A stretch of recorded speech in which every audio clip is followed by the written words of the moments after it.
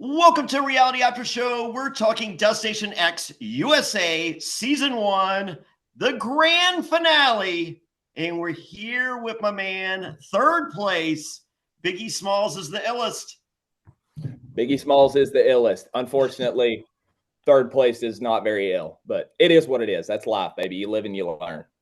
I finished third on Survivor Pro Islands. Dominated. What was that about the dead granny?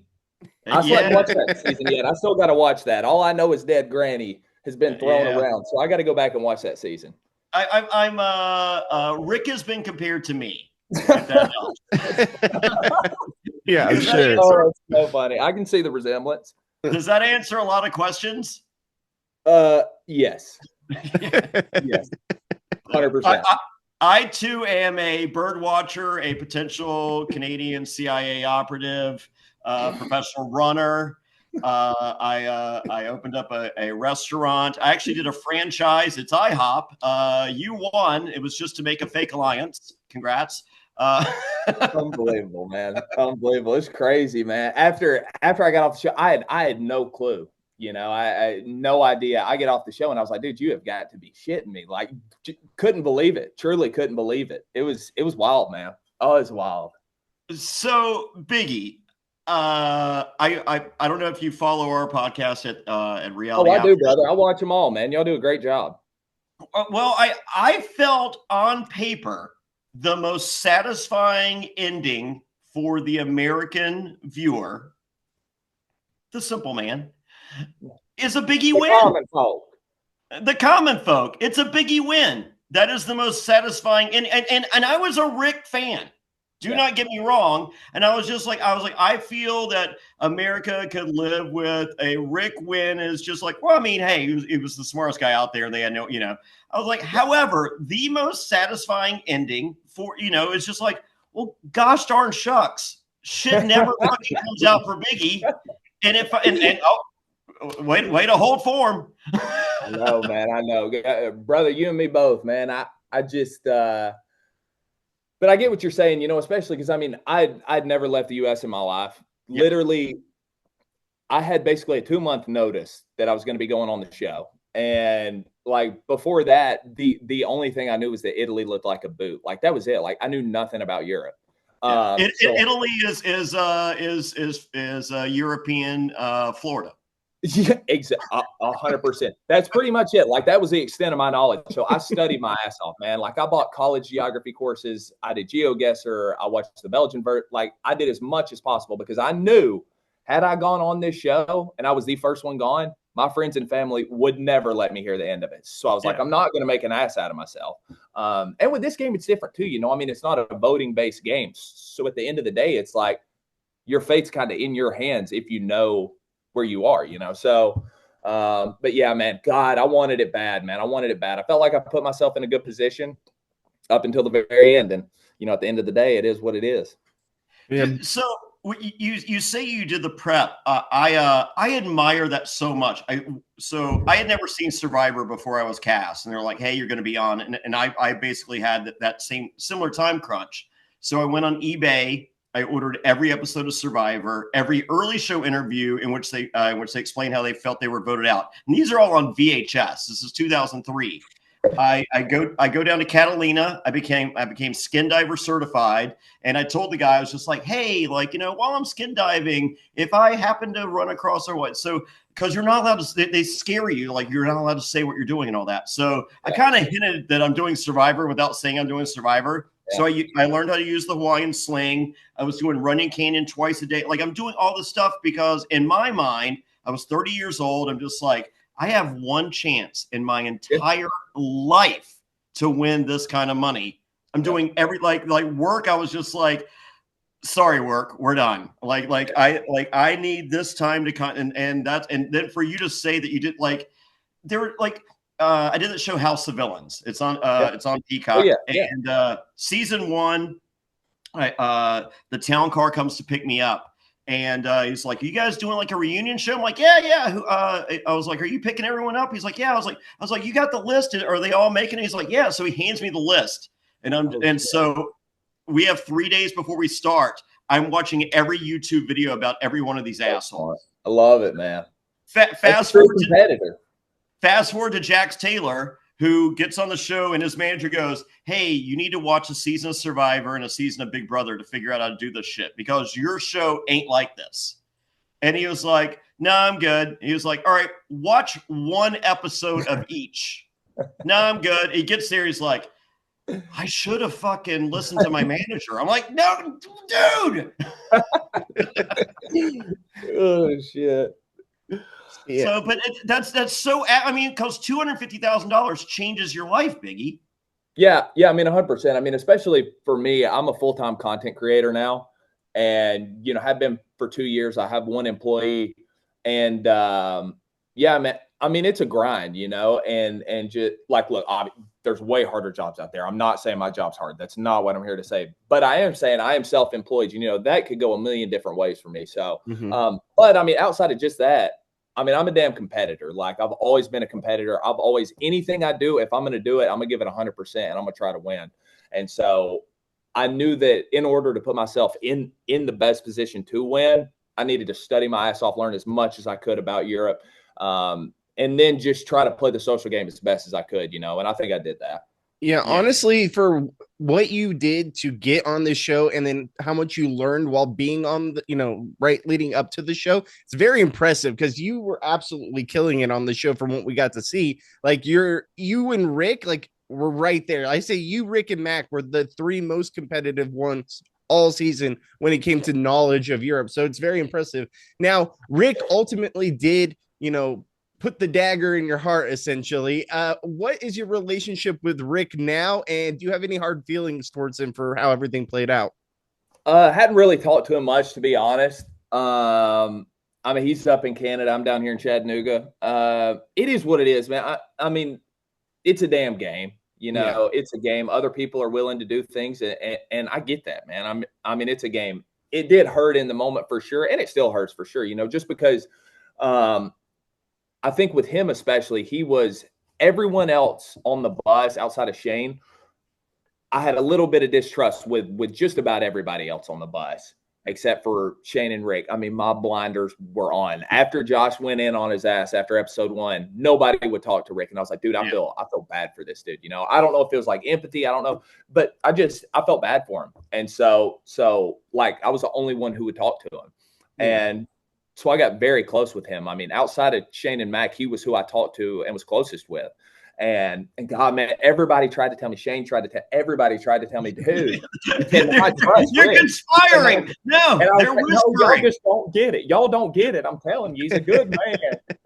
They're just whispering. They're not conspiring. I know, man. They're just whispering. It was just so tough because, like, our relationship, like, the conversations and just like the amount of times like he would cry to me and that kind of shit. And we like a genuine bond. I just thought there was no way, and now having done reality television, if I get another opportunity, I will trust no one.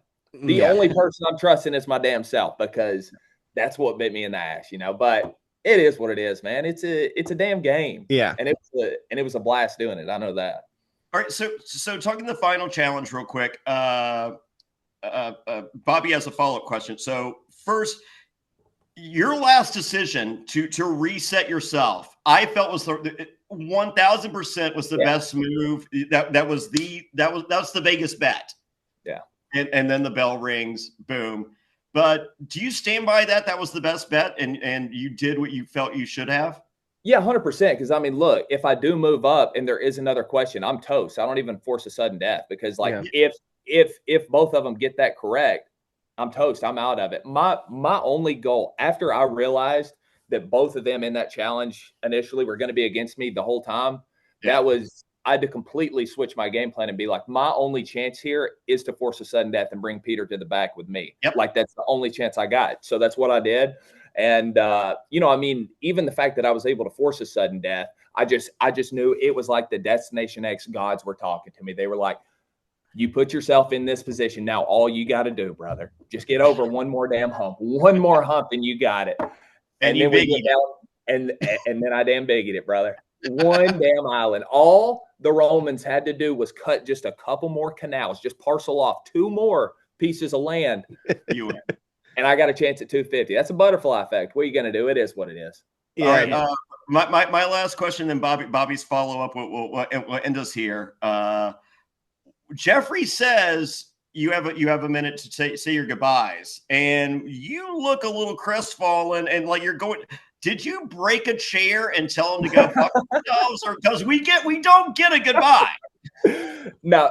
So honestly, what happened was I kind of blacked out. But no, there was no animosity. That's just not how I carry myself. Would I have loved to? Absolutely. I would have loved to smash that fucker. But no, I was just talking about, because how TV is. There's all the crew there and everything, and it was just kind of like everything that had happened over the last 5 weeks, and that had just been kind of like all the emotions that were kind of like pressed down. They just all kind of came out, and it was just, it kind of hit me at that point that the adventure was over. And I just gave my thanks to everybody on the crew, all the cast, everything. So no, I didn't break a damn chair as much as I wanted to. Yeah. No, there were no chairs broken in that. And Bobby, last question. No, I'm good. You actually, that's exactly what I was it's your question. What was the word? Come on with it, Bobby. I don't remember what you're talking about, Johnny, to be honest with you. The painting. Oh yeah, what did you think of the painting of yourself? No, that's not that. No. We thought, like, did they have you sit there afterwards for like 2 hours having someone paint you, or was it just like something that they already pre-made? If had they asked me to sit there for 2 hours after I just gotten my heart ripped out of my chest, respectfully, fuck off.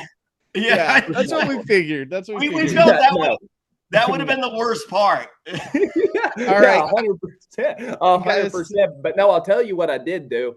I walked outside of that building. I bummed a cigarette from the closest person I could find, and I ripped that damn thing. And I looked at the London skyline. I just kind of thought about everything that happened to me over the last 5 weeks, all the relationships I built, the places I visited, and I just kind of soaked it all in, just one last time. And it was, God, man, it was unbelievable. All right, Biggie, awesome. We know you got to get out of here. We appreciate your time. We'd love to have you on for an extended interview at some point, but we wish you nothing but the best, bud. I appreciate you guys. Thank you all so much. All right, bye-bye. I'm Jonny Fairplay. That's Bobby Goodsby. We're joined by Pilot Pete.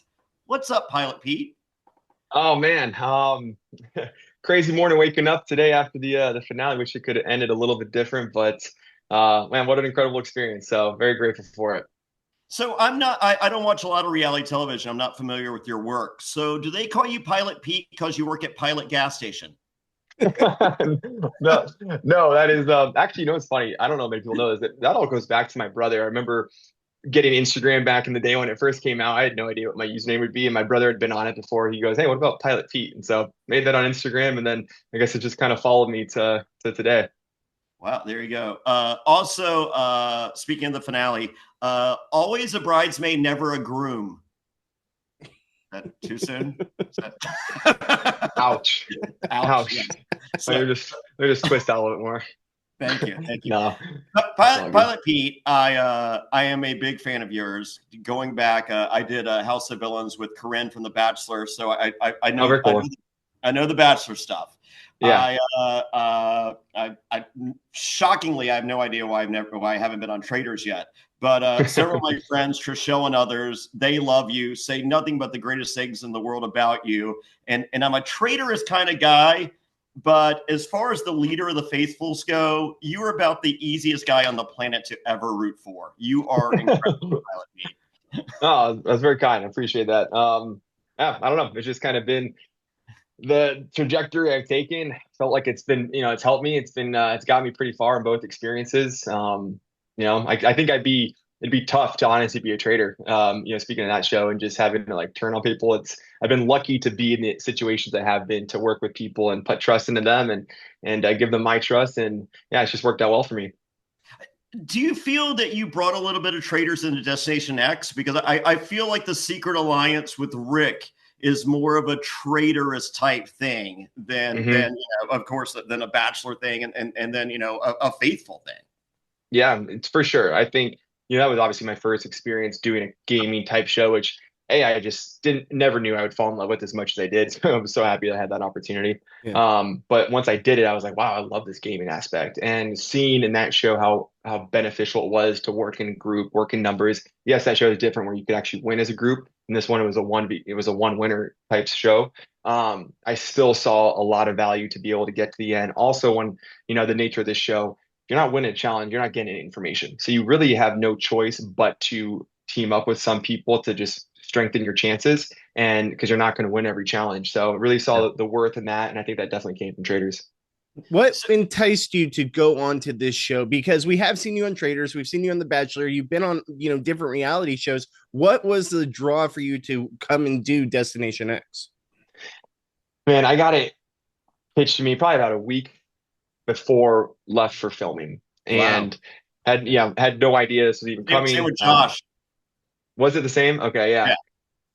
Yeah. Last minute thing, and the whole premise obviously hadn't been done before yet. But then I did a little bit of research. I guess it was a Belgian show that had a season, but that was kind of under wraps. You couldn't really see too much of it. So, but I had heard, from the pitch, wow, this is a travel-based show. It's a game board all laid out all around Europe. This is right up my alley. I've been to Europe quite a bit with work.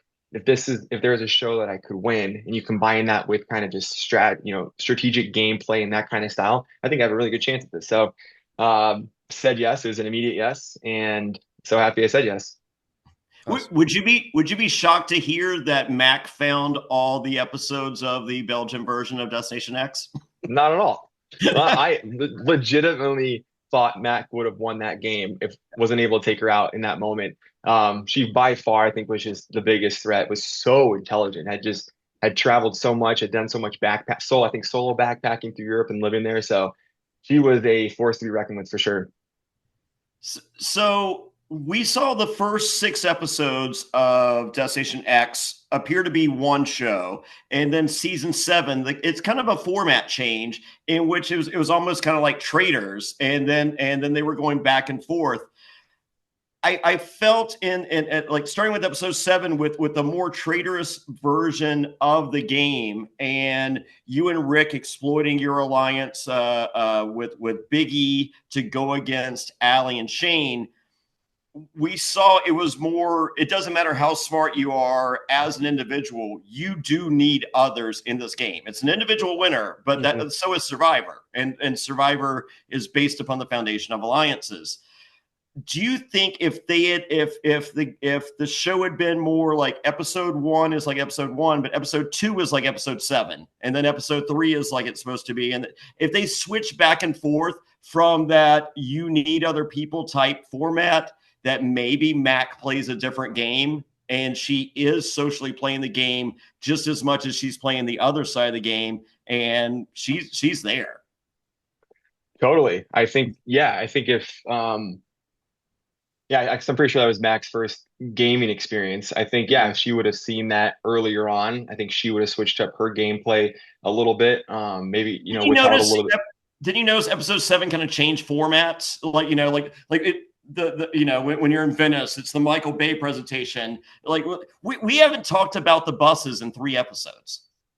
Yeah, that's true. I mean, Venice was the first kind of change up of the episodes, being able to actually see a majority of the city. The second one being with London with the finale, and it was the show definitely did. Yeah, it jumped around, I guess, different kind of formats throughout it, whether that benefited certain people or not. I think there's, arguments to be made for both sides. For sure, I think, listen, I guess the one cool thing about, I've been saying, you need it for sure, a team and an alliance to win this, to be able to make it far. And I still stand by that. But one cool thing about this game was, with Mac, she was playing a really solid game, kind of maybe more by herself, but she still had a chance. Like, she still could have won. If the nice thing about this is you can't ever, like another show, you can't be ganged up on if you're always right. Like, you always control your destiny, essentially. And while it's super beneficial to have multiple people on your team feeding you information, if you're always, if she would have gotten the right answer, she makes the pick. Like, you're never being voted out. You're never being forced out by a certain circumstance. You always have the final say of how your game's going to be dictated, which I think is cool and unique to this game. So, Peter, I got 2 questions for it. It's a 2-parter. first off, on the finale, you did really well in that last challenge. Like you were right there with Rick. It just came down to that final guess. We didn't get to see you talk to Rick afterwards when you were said, we saw you say you were happy for him, but we didn't get to see you guys reconnect. What's your guys' relationship now, and how did it go in that moment when you did eventually get to see him again? Yeah, it was I was obviously happy for him. It was we had obviously battled together for a while, so there was a lot of emotion. And for me, it was, listen, obviously it was devastating to get that close, to feel like I was just right there, and then you see that you come up short. And I was really feeling that in that moment. And then I just remember, honestly, in my mind, I was grateful for it because it kind of put me into a different mindset. And I just flashed to like Rick probably celebrating in that moment and what that meant for his family and what that's going to do for them and the story he had told us. And I was able to feel very good for him in that moment, which made me feel good. They kind of helped soften the blow a little bit. We see each other after everything. He kind of reveals some other stuff he hadn't told me prior in the game. And I think initially I was like maybe a little bummed or hurt by it. Like, oh, I thought we had, put everything into each other with our trust. But later on, just kind of letting the feelings fade and just thinking about it, I was like, that's the guy played a great game, very strategic game, nothing but respect for that. Withholding a certain bit of information, even though we were trusting each other, I can't fault him for that. And ultimately, I think he deserved to win, and he can't be mad with that. Withholding information, he literally didn't tell you about the 38 occupations that he had prior to Destination X. yeah. The biggest one I was bummed about was his dad flew 747. It's just like my dad, so I thought that would have been so cool to bond over. But again, I see it, right? I didn't think he was as well traveled as he obviously was, and if he would have told me that, again, don't think I would have crossed him, but yeah, I remember just being a little bummed because it wouldn't have changed anything for me and him and in my personal relationship with him, but he just felt it would have. So again, he had to play his game. Yeah, Pete, awesome. We would love to have you on in the future, talk more about this game and hopefully future reality shows you're on, because honestly, you kill it in these game shows. So we'd love to see you on more stuff. Anything you want to plug before we get out of here? Oh man, no, I just at the time of my life, truly the most incredible experience in a gaming aspect, and very grateful for it. So I loved it. Awesome. Thank you, Pilot Pete. Until next time. All right, guys, take care. We're here with the winner. Please tell me one of your other occupations, Rick, is cruiserweight champion of the world. I've done a lot of things, Johnny. You know that better than anybody, but I've never won a wrestling title. So, I didn't win this until age 51. Okay, I got a few years. Oh wow, jeez. So first and foremost, congratulations, sir. Thank you. But I want to let you know what we did today, because this is a very special day. We interviewed Biggie, we interviewed Pilot Pete, and now we got the man, the man of the hour, the Tower of Power, too sweet to be sour, winner Rick. So we had Biggie on, and so of course I had to wear a Biggie Smalls T-shirt, and then I have you, Rick, the winner, and I have a Billy String shirt with a bird on it. Ooh. Can I identify that? I don't know. Can you? Turquoise and purple. So Bobby's going to pull this bird up. I would say it's closest to the lilac-breasted roller from South Africa. It's got turquoise and purple. Yeah, pull that up. Let's see how well I do. There we go, Bobby. You have an assignment. And for Pilot Pete, I had nothing. Always a bridesmaid, never the groom. That was hard to watch. What? Yeah. Was it hard to watch, Rick? Love Pete to death. But unless you're going to be a little more strategic in these games, you're never going to win. Yeah. Like, the faithful of the faithfuls isn't going to win. Yeah. Like, wow. Shots fired. No, so... I love Pete. I'm so glad I took him to the end. I'm so glad. Like, I thought he won. When we went up the tower to Big Ben, I thought he was faster than me because I couldn't find it on my map. I thought when we got up there, it was going to be revealed that he was already there with the money and I had come in second place. That's truly what I thought. So when I opened the case, like, I thought it was going to be empty and Pete was going to walk out of the shadows. But no, when it was full, I mean, that was my reaction, was like, holy crap, I did win this thing. And then out walks Jeffrey. And we embraced, because he saw that, it was true emotions from me. Like, We cried together. How weird is that? That me and JDM are crying together at the top of Big Ben. Well, Jeffrey Dean Morgan appreciates a good scumbag. I mean, I felt it was obvious. I felt episode 1, like he's got his notes are like, hey, you're the host, do your best Phil from The Amazing Race.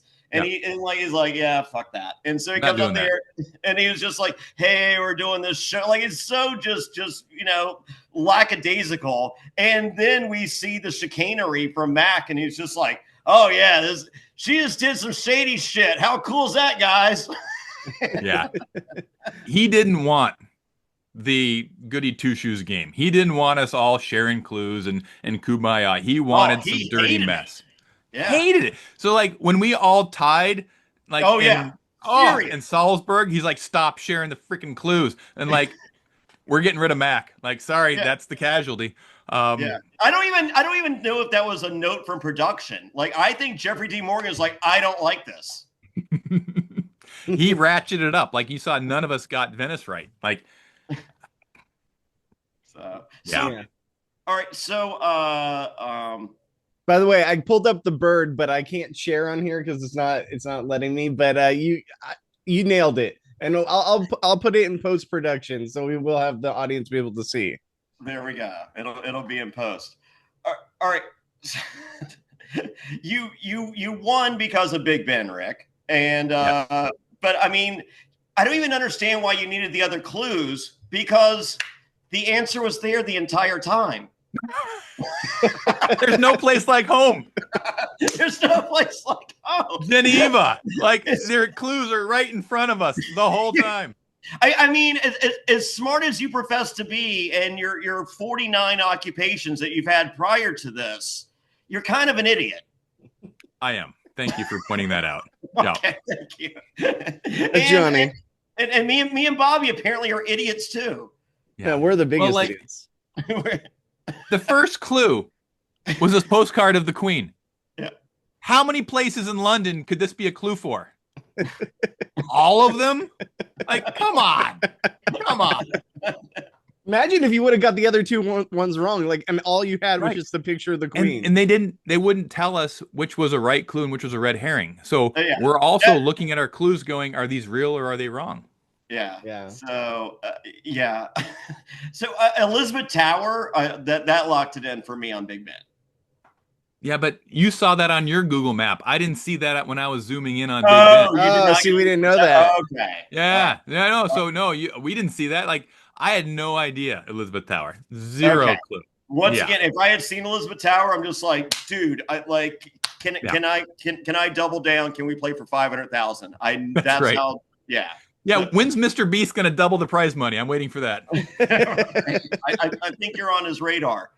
So let's say Pilot Pete guesses correctly, because we see you take off the goggles right beside the briefcase. If that's not the case, if Pilot Pete guesses the same, do you think the goggles are taken off like at the front door of Big Ben?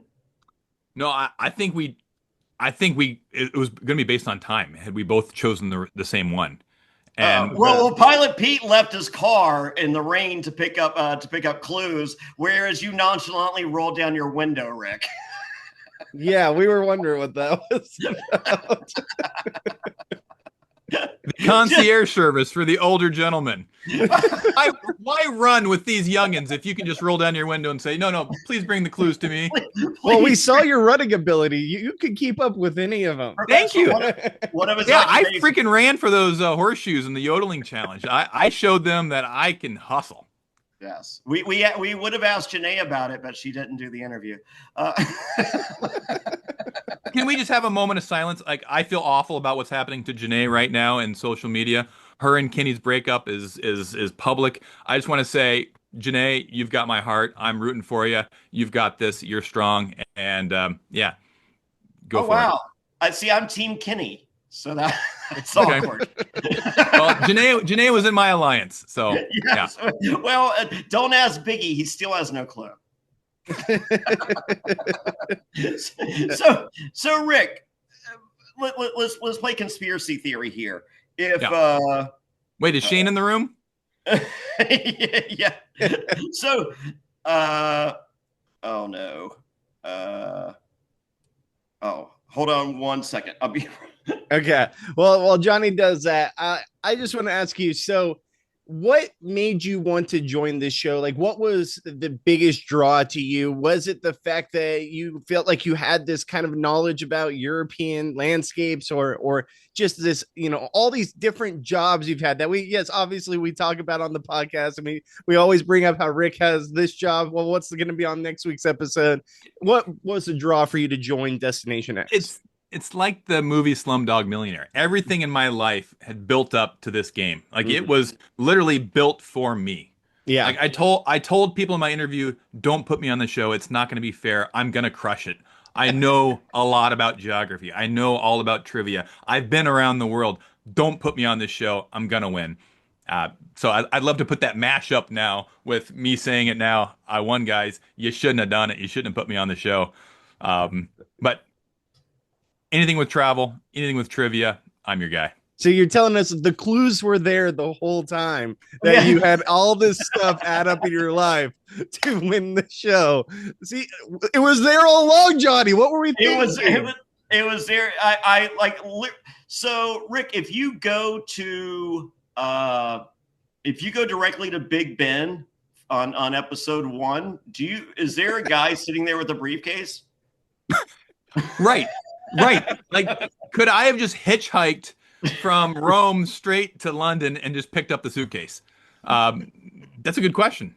I mean, because I feel like the clues were there the entire time. Like, I don't even understand why you played this other shit. And then also, we know that obviously there was like 12 buses for this game, or a bunch of double-decker buses, because nothing adds up. There's all of a sudden people are in one room and then there's other people not in the room. I know you probably can't give us any details on that, but we're on to you guys, okay? And we know that everyone had to go on Jeffrey's bus to use the bathroom. So we're on to it. And for season 2, we're ready to go. I loved your conspiracy that we all have our own bus. I think that should be the answer. And look, I'm the 12th person you've interviewed. Well, I guess 11th if Janae said no. Like, if you can't figure it out by now, you're never going to figure this out. Like, the clues were there all along. Was it there all along? Was it? Yeah. There's no... Here, guys. Look at the drone footage of the bus. Just watch a few of them and see if there's any differences in the buses. Okay, I'll pay a little more attention. All I have to say is there's no place like home. Happy to be home. So you literally get screamed at for sharing information, right? Yes. Next challenge, the four shovels, three. There's no way to figure that out without sharing information. Well, there's only one person that got all 4 clues. That was me. Yes. And you still didn't figure it out. But then I deceived a couple of them, and then they had 3 right or 2 right and 1 wrong. Yes. I still couldn't figure it out. White painted pine cones. I'm doubling down on the pine cones. They were painted white. They were painted. Yes. They were just pine cones? No, they were painted white. Oh, that wouldn't have been believable. Just plain pine cones? No. They were painted white, obviously. It would have been as believable as what we did see on the show. Let's be real. Well, no, when you lie, you use more descriptors. Yeah, you have to make it more believable, because pine cones, obviously, you can see right through that. Yeah. So were you a Canadian CIA operative? Where did you develop your what was it, deciphering codes, or what was the episode 1? We feel that you were a CIA operative based on your occupational clues. It was. I spent 20 years negotiating. That was the word. Yes. Yeah. Okay. So you thought I was negotiating hostages? It was really just car parts in Detroit. A car parts. See, we had it, Johnny. We were on it the whole time. the clues were in front of my face the entire time. Yeah. No. So Rick, now that you've won the money and $250,000, I'm sure it's going to go a long way. What is your first plan to do with the money now that you have it? I'm going to put it all on black, I think, right, and then double it. Yes. Wouldn't that be smart? Yes. I think everyone on Reddit thinks I've been to Monte Carlo and I'm this big gambler. And no, I didn't get that vibe. no.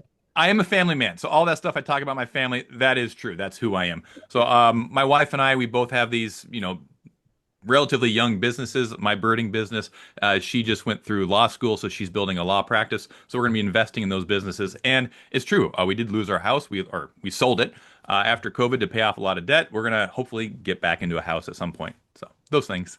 Awesome. There you go. Awesome for you. Are you gonna stay in Canada or come to the States?